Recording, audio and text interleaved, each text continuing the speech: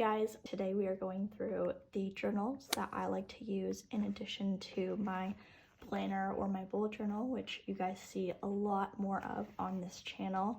I'm going to be taking you through how I kind of got into this journaling system, why I use two journals, and also giving you a quick overview of each journal, what's in it, and how I use it. Especially during this time, I find journaling has been a really helpful tool just to kind of clear my mind and get my thoughts out on the page. So I really hope that this video maybe gives you some ideas for how you can implement some routines or habits that will help you stay a little more calm during this time, because I know it can be super stressful. So as you can see here, these are my two journals. You guys normally actually see these two kind of in the corner here when I film my Plan With Me videos, because I like to try to keep supplies that I actually use daily in my backgrounds. Pretty much before using these two, I'd never really been one for journaling. I'd done some kind of long form or longhand journaling where you just kind of write your thoughts on the page before.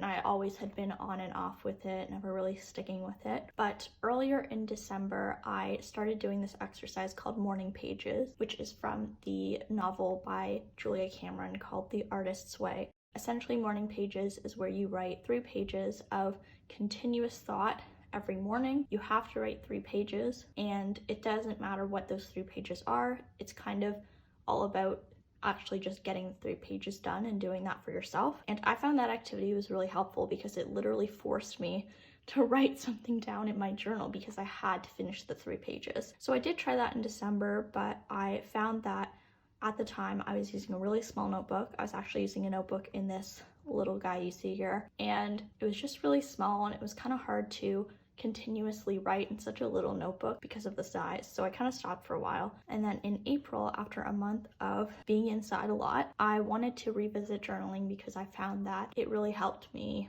clear my mind and get my thoughts out, and that's something that I'm not naturally very good at. So I always felt really good after doing that kind of activity in December. So that is why I started building this system, and after a bit of trial and error across April, I now have these 2 journals, which you guys see here. I'm going to quickly tell you about these journals and also quickly mention why I use 2 journals, because I think that's a little bit weird. Most people just kind of keep 1 journal and that's it for them, but no, I have 2 journals. So let me break it down for you though, so you aren't thinking that I'm wild for having 2 journals, because I promise it makes sense. So on the left here, this is my longhand journal, or the journal that I use when I write just like continuous thoughts and feelings. And then the journal on the right here, this is my kind of memory keeping journal where I jot down the events that happen in the day and those kind of memorable little moments that you want to look back on later in the year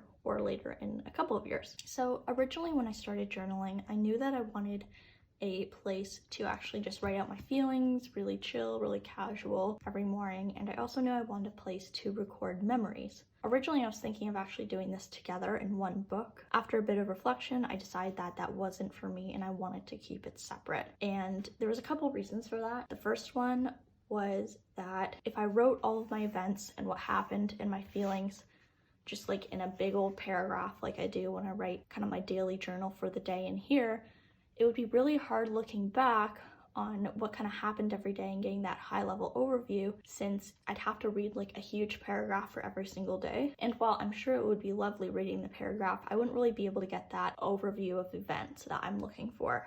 So that was one reason. The other reason was that while I like to look back on my memories and events that happen throughout the years, when it comes to my feelings, it's the kind of thing where I like to kind of write it out, get it on the page, and then let it go. I don't really want to be revisiting my feelings in the same amount as I'd want to be looking back on a trip that I went on, if that makes sense.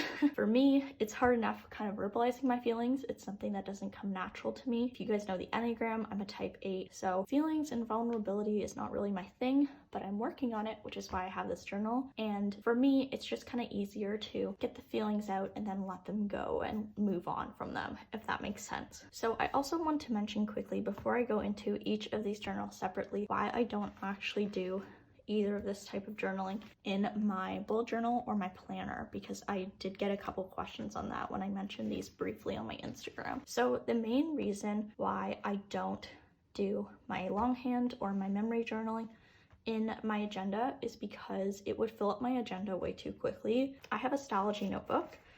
If you guys have been here a while, you know that, but as you can see, it only has about 368 pages, and I am almost halfway through it. Actually, I just hit the halfway mark this week. This is my like weekly setup I'm doing this week, but considering it's literally the beginning of May and I'm already halfway through this notebook, it's gonna be probably pretty hard to get an entire year in this notebook. So thinking about that, and then adding a journal where I'm writing half a paragraph a day, and then throwing in memories where I want to put photos and memorabilia, I would just be going through a notebook probably every 4 months, and that's just not something I want to do because I don't want to be setting up yearly spreads over and over and over again. I find personally that just doesn't work for me, and I'd rather keep it separate. Another big part of that is my bullet journal is very much a planner for my work life and my student life, so I do prefer to kind of keep my journaling separate because to me it's my way of keeping my work life and my personal life separate, and that is something I really value.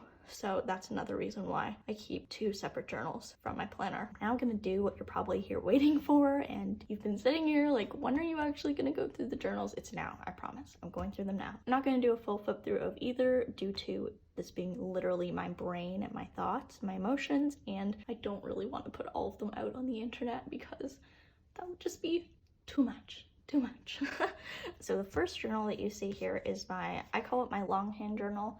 That pretty much just means this is the journal that I take out at the beginning of the day and I write in it for about 10 minutes, and it's just continuous thought, my feelings, where I'm at the beginning of the day, all that kind of stuff. There's really no rules when it comes to this journal. It's just a place for me to write. So as I just quickly mentioned there, I do use this journal every morning. I try to journal every day. I'm not perfect, of course, but mostly I try to stick to this, and it is something I like to keep in my habit tracker, which really helps with that. I personally find for this journal, I like to set a 10-minute timer in the morning, and I'll just write for those 10 minutes. This just helps me create a bit of a time limit, and if the 10 minutes is up and I'm not done and I want to kind of hash something out more, I'll just turn off the timer and I'll go ahead and do that. But on the days when I'm not as motivated to journal, it's fine by setting a time limit. You're able to kind of more realistically commit to it because you know, okay, I'm writing for 10 minutes and then that's it. So this journal is in here.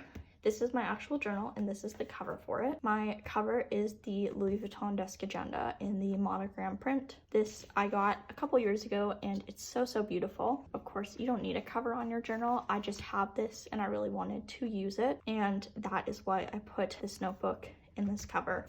I was originally using this notebook to record my finances, and I realized that that's just something that works a little better on an Excel document for me. So instead of wasting this notebook and not using it, I just taped the 2 pages I'd used together and started using it for longhand journaling. I chose this size notebook firstly because I had it lying around, but also because I wanted a bit of a bigger surface to write on so that I'm not flipping pages and cramping my hand in weird directions while I'm writing. So on the inside of my desk agenda cover, I have a couple things in the pocket here. The first thing here I have is a card.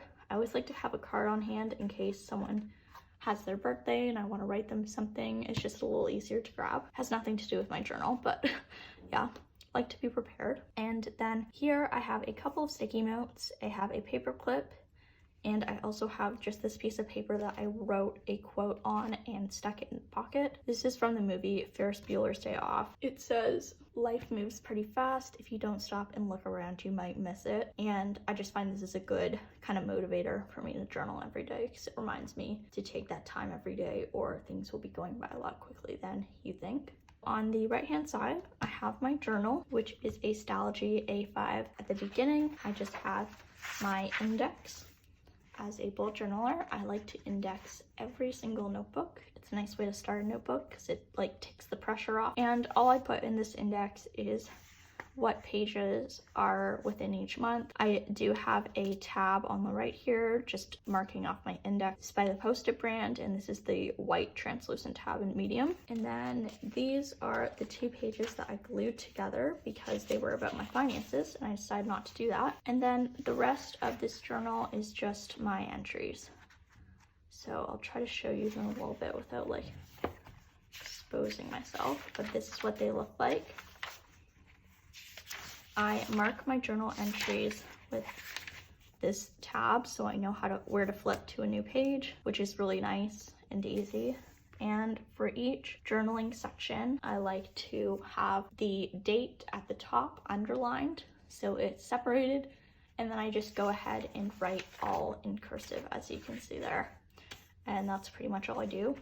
As you can see, it kind of varies how much I want to write. Some days, like this day, I don't even know, that was a lot of writing, but sometimes I write just like a little bit. And that's all I really do in this notebook. Nothing too complicated, but it works really well for me, and I think that keeping it simple helps it work really well for me. So I've been really liking this. So the next journal that I have is my memory keeping, or my event journaling. That makes sense. I feel like that did not make sense at all. But I like to keep a pen in the front that I use in my journal. This is a Kaweco Sport Gel Roller in the translucent with the gold clip. I love these pens. Oh, and this has a Parker gel refill. And then I just keep my TN filled with a couple notebooks. This is discontinued because it's very old, but it was by Foxy Fix. So I do have my quotes here, and then over here is my actual memory journal. I just use an Moleskine because it's what I have around, but I will warn you, the paper quality on this is not great. So every day I like to go in and write a couple things about what happens during the day. But at the beginning of the journal, I do like to keep a couple pages that help me record gratitude and kind of one line a day stuff and all of that, as well as my experiences.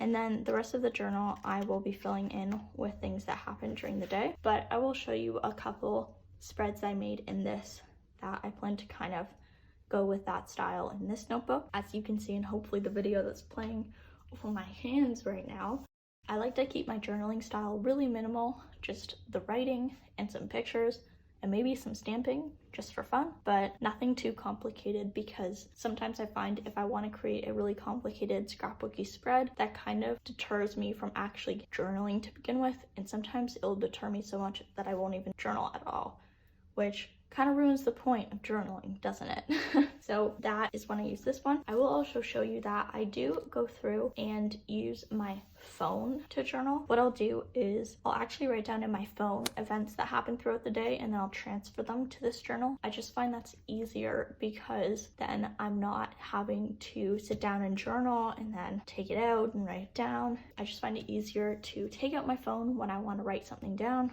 write it down quickly, and then I can transfer it into my journal whenever I want. That's what's been working for me right now, but we'll see what kind of works in the future as I get used to using this. And that, my friends, is my journaling system. Not as complicated as you thought it was going to be, right?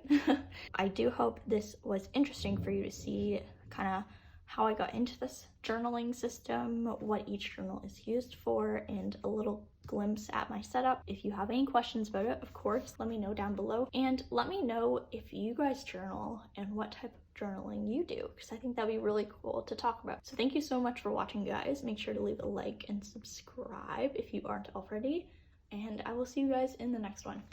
Bye.